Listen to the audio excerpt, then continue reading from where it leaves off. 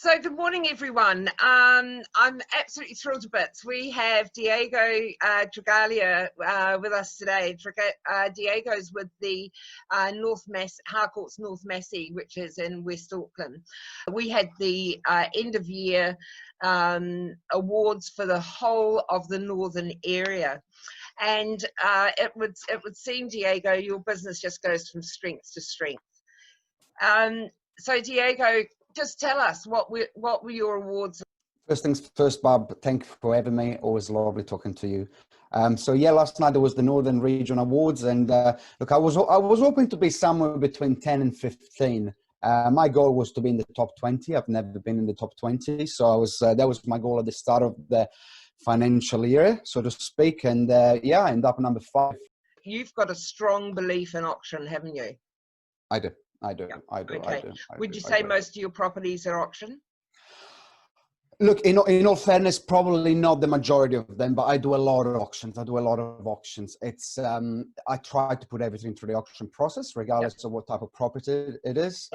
Speaking to my auctioneer, which is my mentor as well, he, and who is that? Aaron Davis. Okay. Yeah. And we have this discussion at times, and he always say, well, the majority of people put through auctions properties that they're auctionable and that they're desirable, that there's going to be a lot of competition for it and all of that. I put everything through auction because I think I love process, and I think you just get to the outcome, the desired outcome faster, regardless of what type of property it is. Even if it's a cluster property, I'll still try to pitch for the auction process. So this morning, guys, what Diego is going to do is it's a real treat, actually. He's going to give us some insights into his business, from where he started and how he's got to where he is now. And as I say, the extraordinary thing is it's been so fast paced, and in such a short time. So Diego, before we get started, we always ask the question, what were you doing maybe, are you happy to share with us what you were doing maybe 10 years ago? Yeah, sure, no worries. I came, so my passion before real estate was music industry. So I was a DJ, promoter, record label, sound engineer and all of that. So I was literally living and breathing music. Came back from England. I spent a few years in England, and in 2015 came back from England, and in 2016 I joined real estate, and yeah, the rest is history. The rest is history, with more history to come. Absolutely. Yeah. So Diego, why did you choose real estate? Came by chance. At the time I was trying to assist and help my partner, girlfriend at the time, to find a new career. She just wanted to have a new challenge, and I suggested real estate. Wasn't for her, but the seed was planted in my head that perhaps could have been for me. And fast forward 2 months, I was sitting my papers to get my license, and a couple of months after that, I was a licensed agent. So it all happened very fast, and it all came from me suggesting that to my now wife. So yeah. So you said to me also that it was sort of your dream. You always wanted to, you wanted a career where you could earn 6 figures. That's what they say in movies, right? A six-figure salary. That's what everybody aspires to. And I've never been until the last few years. I've never had those big ambitions to own a super yacht or a private island or anything like that, which I still don't, by the way. But yeah, earning 100,000 was always a good goal for me. And yeah. Okay. Well, I think you've probably exceeded that goal. I did in my second year, which was brilliant. And you would have been happy with 100,000. I was very happy. Yeah. Very happy. Okay. Diego, typically, what are the properties that you sell?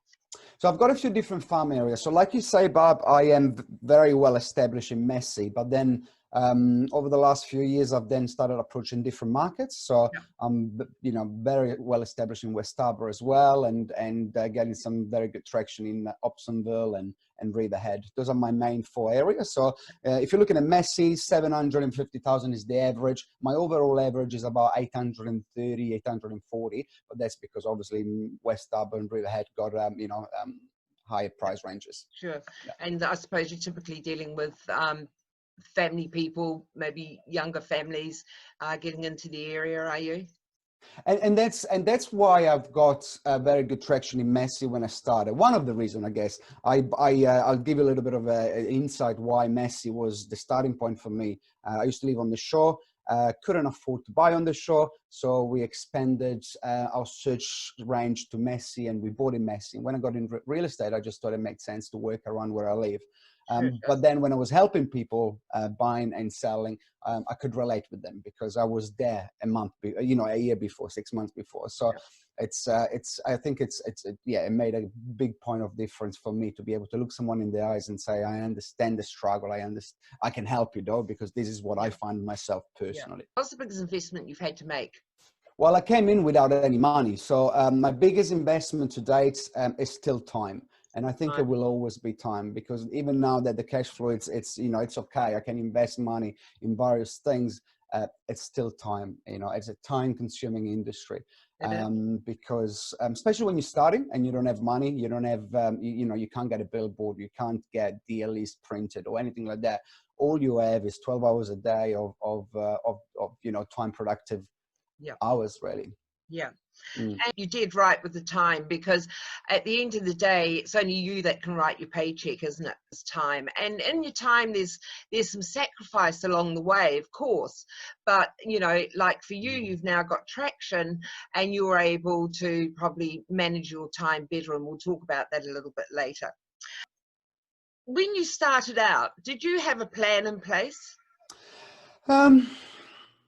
Yes and no. I had some guidelines set by my manager at the time, which she really was helpful. Shout out to Catherine Swin for getting me started. I did it and I didn't. She told me the essential things I needed to do and put into place, but my plan was to put, as we just said, as much time and energy into what I was doing, because I knew that the result will come. So literally I worked I worked and I worked and I worked. You worked hard. Yeah. You mentioned to me too, you probably started from market knowledge. How important was that for you?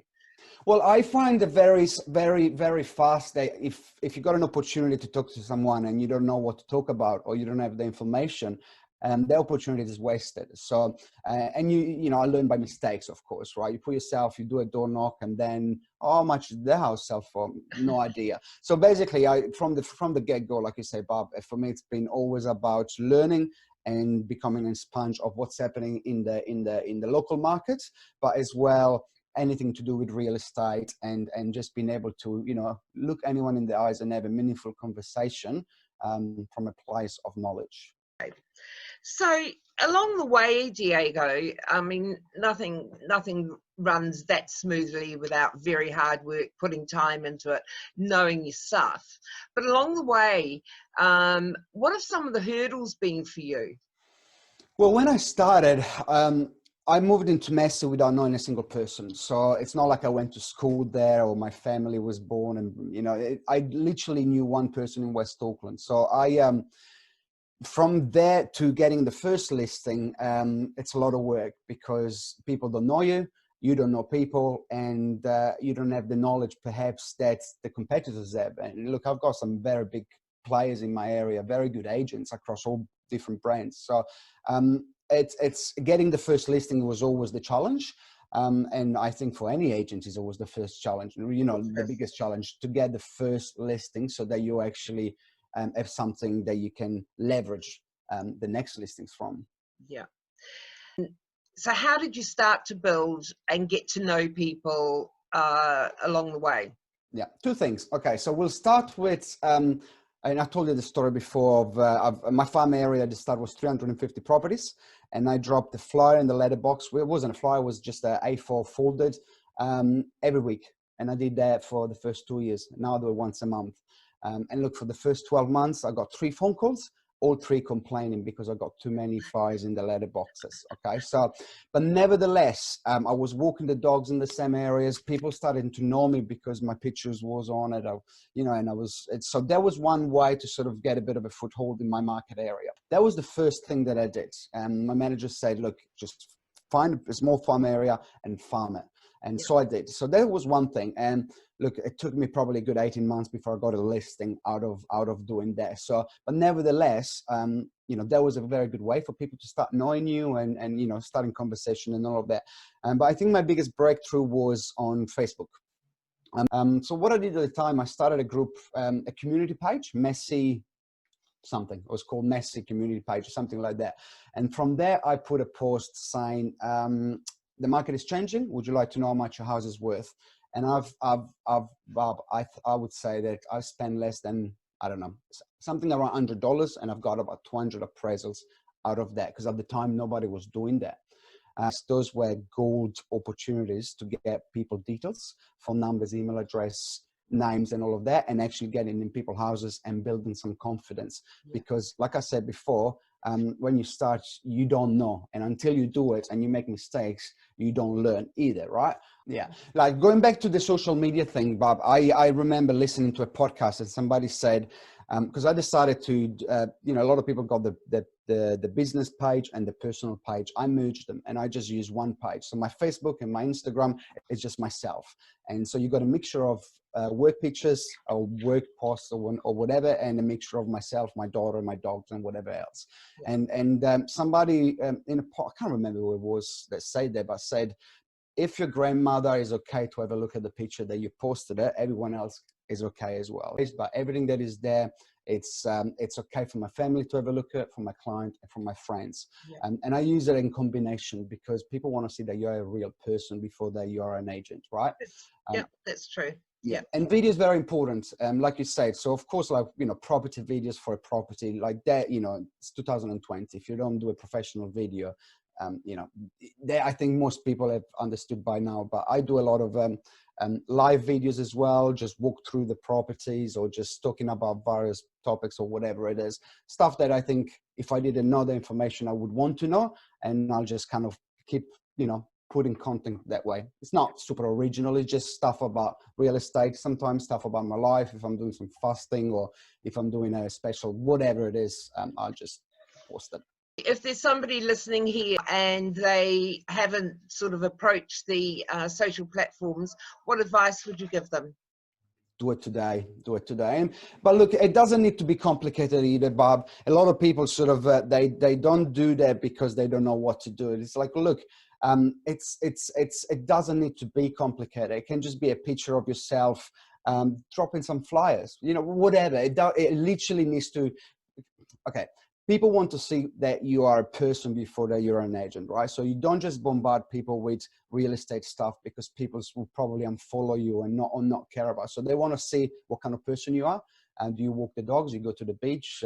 What's, you know, that kind of stuff. But then you mix it with a little bit of work stuff. You know, I've sold this, I've listed that. Oh, the interest rate has gone down. Oh, this is my dog. Oh, this is what I'm eating today. You know, and that way you're creating a little bit of a following because people are, you know, if people like someone, they genuinely want to see what they do. And let me say, you know, like, look, in a way, it doesn't really matter what content you put out there. Because for me, my strategy has always been, I want people to see my name in the letterbox, even if they put a flyer in the bin, at the top, there is Diego, and they will see it. So, okay. So that was my main goal. But of course, the content needs to be relevant. I went down the strategy of just listed and just sold, an auction invitation. Okay. Obviously, if you're starting and you don't have any listings, you might have to ask one of your colleagues if you can use one of their listings and say, we have just listed there, we have just sold that, okay? And there is always someone in the office that lets you do that. So because people, what people see is Diego just listed, Diego just sold, Diego just listed, Diego just sold. And it's just a little bit of a pattern, right? Once a month, you might want to do what's happening in the area. Is the market going up 3%? How many listings they've been coming on the market? How many sales? That kind of stuff. So it's very straightforward. And that's what I still do. You know, just listed, just sold, auction invitation. And people stop me and say, whoa, you've sold a lot of property. You've listed a lot of property. Because they keep seeing that. That's all they see. So in a way, like, you can overcomplicate it and put analysis of the market, what's going to happen. 95% of these flies will probably go in the bin before they even open them. Okay. So it's kind of like, and you say, well, isn't it a bit of a waste? It's like, not really, because people see Diego. And then one day they need some sort of real estate help, and hopefully that's you're going to be one of the people on their list, on their shopping list, aren't you? That's right. So you started with 350 houses. That's grown an awful lot. I think you said now do 1,000 houses in Massey. Is that Yeah, right? it's about 5,000 all up. So it's about 1,500 in Massey. Then I'll do 1,000 in Riverhead, 1,000 in West Harbour, and 1,000 in Opsonville. Yeah. So yeah, it's grown. It's grown. And look, at the start, I was delivering them myself on foot every week. Now, obviously, I've got a team of someone does it for me, because that will take me way too much time. So that's a big undertaking. You've got what, 5,000 properties that you essentially farm. There's probably people screaming out right now and saying, my God, but what is he, how does he manage that? So talk to us now about how you can manage 350 yourself, but and even 1,000, but how do you now manage all the content and the distribution, for 5,000? Distribution, I've just got a team of people that do it for me. They charge 11 cents a fly. So look, there is an cost investment there, of course, but it's you got to invest to make. In terms of the content, again, Bob, very simple. I just go on RENZ. I see how many properties were sold. I see if the market went up or down from the previous month. It's just very simple. It's 5 information: listed, sold, highest price, lowest price, market up, market down, how many days for sale. That's all people care. That's all people care. Yeah. And I guess what, at the top of it is Diego. So that's 5,000 people every month will get something in the letterbox with my name on it. You started door knocking. Do you still door knock? 100%. So, Bob, the way that I look at it is, I picture a tree full of fruits. Some of them are low hanging, some of them are high hanging. So what we're talking about now, farming, delivering flies and all of that, those are fruits that are right at the top of the tree. They might come on the market, they might not come on the market, it doesn't matter, but you still got to farm that particular area. Now you're talking about door knocking. Now we're talking about a completely different set of fruits, with low-hanging fruit, right? So I door knock once, twice a week with a team member, and I will always do it until I retire, because there is so much opportunity coming from that. Now I'll tell you what I'll do as well, because this is how my business went from here to where it is now. There are 2 strategies. The first one, and this is something that everyone should be doing, is door knocking people that were on the market but they couldn't sell. Because guess what? Those people are disappointed, they're frustrated, and basically they couldn't sell the house, right? And in most cases and look, at the end of the day, it's about how you approach it, because you can't just go there and say, Bob, would you like to list your property again? Because they'll tell you to bugger off. Okay. So I've got this script it's been working wonder, and I think if anyone uses this script, they're going to get some good success. So I'll just go and door knock it, and I'll say, because I got the names, I've got on Property Smart, you can see when they were on the market with 2 and 1 night, and I say, hey, look, Bob, I see you were on the market with Buffer and Thompson. Why could you not sell? Is there any particular reason, or did you get many offers? Then normally that's what I say. Did you get many offers? In most cases, they say no, they didn't get many offers, or they weren't happy with the agent. I'll let them say whatever they want to say, and then this is what I say. I'll say, if you get a good offer tomorrow, would you consider it? Now, once I say that, I just shut up and I just see what they, how they process it. In most cases, they'll say, yeah, if I get a good offer, I probably would consider it. And at that point, you planted the seed in the brain, you get the phone number, the email address, you say, I'll give you a call tomorrow after I've done a bit of research on the property, and you leave. Now, guess what? As soon as they close the door, they start thinking about, what if I get a good offer? Maybe we can move and all of that. So by the time you call them the day after, they've already processed it, and they already sort of are ready to re-engage. And it's not as easy as going back and signing the listing, because you've got to gain their trust. But nevertheless, that's been my #1 strategy that has allowed me to get where I am today. So listings that are coming up to expire, or listings that have expired, they're a good target. They're the low-hanging fruit. I'll give you another one as well. I'm not doing this now because I am really busy, but when I wasn't busy, and I would suggest, if you don't have listings, this is a very good way to build your database. You just find a new listing coming on the market, and you door knock the old street and say, number 15 just came on the market. Would you like to for me to let you know how much it sells for once it's sold?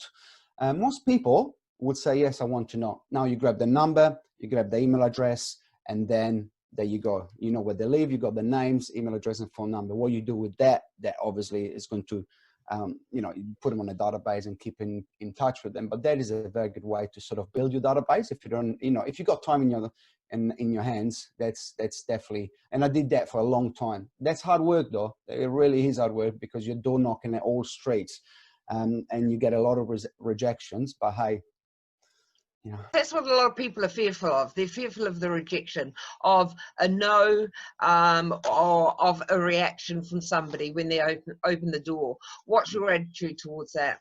I hate it as well. I mean, who gets up, get out of bed in the morning and say, I'm going to get 10 no's today and just carry on? I don't like it either, Bob. But, you know, at the end of the day, you know, if you get 10 no's in a row, a yes will come. And I truly believe that. And look, if you really struggle to door knock and if you don't have the confidence, just take someone with you, because I do that. I don't go by myself these days. I don't like it.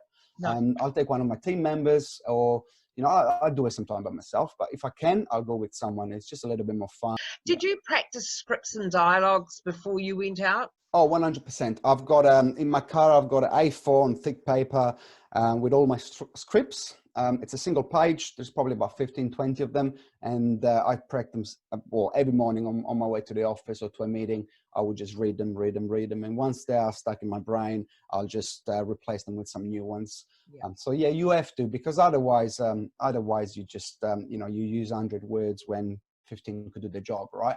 Okay. Yeah, so you'll have to practice. Because there's some days you don't feel like doing it, isn't it? Yeah, 100%. My job is to get listings and sell them. But when I do a door knock, it's literally about to connect with someone, and it's not, you know, they use the expression commission breath. I'm probably the most far away as from that I ever been in my life. Because what I find out, what I discovered, it's all about trust, Bob. Especially when you door knocking someone that has had a bad experience with an agent. It's all about trust. You know, you're arriving there with your shiny car and nice suit and shiny shoes, and you just look like an agent. And if you don't break through that trust barrier, that you'll never have a meaningful conversation with them. Money drives me, of course, and motivates me. Anyone that is in real estate and say they don't do it for the money, I don't know. I think you got to be honest, and you know, real estate opens opportunities there other jobs will never, in most cases, do. So for me, that's a big part. I want to create wealth for my family, right? I always want to have blueberries in my fridge, Bob, and I say that because sometimes blueberries are very expensive. And I never want to have a look at the price of blueberries. I just always buy them without looking at the price. And I'm not trying to be cocky here. I want to live a comfortable life. I'm never going to have a private yacht or anything like that, but I just, you know, I want to live a comfortable life. So that's, for me, it's very important. But there is another part of that, and it's, I genuinely want to be the best agent I can be. I want to be the best of the best. And I feel from where I am, from where I started, of course, which was a zero, to where I am now, you know, it's been a lot of work, but I feel there is yeah, the road is just going to be long for me.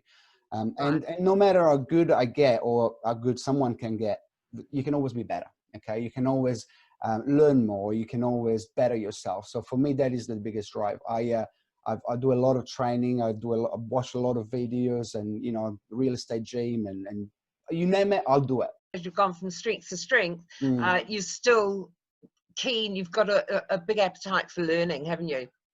Yeah. I spend about maybe half an hour to 45 minutes a day, either videos, seminars, podcasts, whatever. There is so much information out there, Bob. You know, when I you know, when I go on the real estate gym or Josh Vegan, you know, digital website, I always go and have a look what another agent is doing and see if I can learn something from that. In this 4 years, is there anything that you've stopped doing? Is there anything, and what do you keep doing, and what are you going to do more of? Look, in terms of, I mean, like, I somebody told me, I can't remember who it was, that you basically, in terms of, for example, finding, listing and prospecting, you do something until it works. Don't stop doing it just because it's not working. What I mean by that, it's, for example, I used to send letters of people that have been on the market for 60 days. And I did that for 3 years without getting a single success or results out of it. And then at some point, someone did reply and got in touch with me because of that letter. It took me 3 years of doing that. and first by myself, and then my PA started helping. But you see, I just basically do every single strategy of prospecting that I can. I probably have 10 to 15 of them and just carry on at all times, because at some stage something will work. And sometimes I drop things out and reintroduce them. For example, over the last 6 months, I always send a welcome letter to the market in my farm area. So if somebody lists with Buffer and Thompson, I would send them a welcome letter, say, congratulations on going on the market. You look like you got it under control. I wish you all the best. The current average days on the market is 28 days. I stopped doing that in the last 6 months because property were not selling because the market was on fire. Sure. But guess what? Since the last week, or basically from as soon as we get back into level 2, I will start doing that again, because the market is going to be what it was over the last 4 years, tough. And a lot of agents won't be able to sell the listings. So I'm going to be sending them a letter congratulating to come on the market. Guess what I'm going to do 28 days later? If they're still on the market, I'll send them a second letter. And again, I've got to tread carefully because they're under agency agreement. But I'm not asking for business. I'm just saying, I've seen that you've been on the market for this long. I wish you all the best. Currently, the average days is still 28 days. Not breaking any rules. And guess what I do 2 weeks after that? I'll door knock it. And by that point, they've seen my name twice in the letter boxes. And I can have a meaningful conversation. You've been on the market for 60 days. When is your agency agreement expires? Oh, in 2 weeks. Can I grab your number? I'll call you in a week. Well, now things have changed. So that strategy is now back into play. So my PA is sort of implementing that. But anything that I do, every post, every stamp I put on any envelope, I'm not going to expect a call out of that particular letter or that drop of flies. I know nothing is going to come out of it, but overall, the success will be there if you keep doing everything. But yeah, you gotta be in it to win it, and you got to stick at it as well. You can't just do it for a month and then stop doing that particular strategy, because then it's not effective. Diego, thanks for sharing the whole prospecting and implementing it. Look, I'll be sending out this video, and then we'll be coming back with another video for the second half of Diego's interview. See you then. Thank you.